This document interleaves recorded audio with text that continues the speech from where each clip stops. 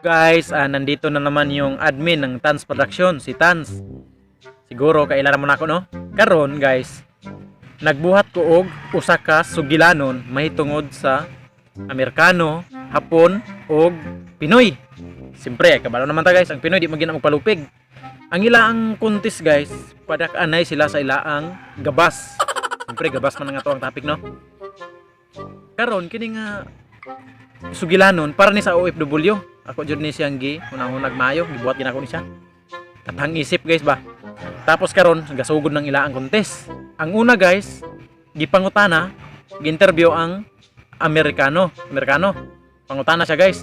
Ikaw unsa man kada kay mo ang gabas? Hingtubag siya karon guys. Miingon siya nga ako mura kada ka og buli. Buli nga kahoy bitaw guys, dako kay na.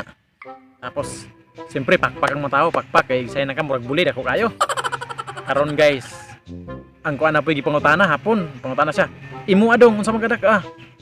Siya murag baril. Murag kunog baril guys. Drum kan butang kuan, tubig. Pastilan grabing pakpak sa mga tao guys. Sus karon ang Pinoy naglakaw galisod kay glakaw guys.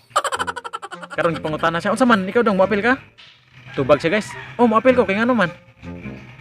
Unsa man nimo kada ka? Tubag siya guys. Murag lubi. So wala gid siya taon pakpaki guys kay kagamay kay murag lubi. Karon guys gipangutana siya gotro. Unsay murag lubi? Tubag siya guys. Ang Pinoy murag lubi ang ugat.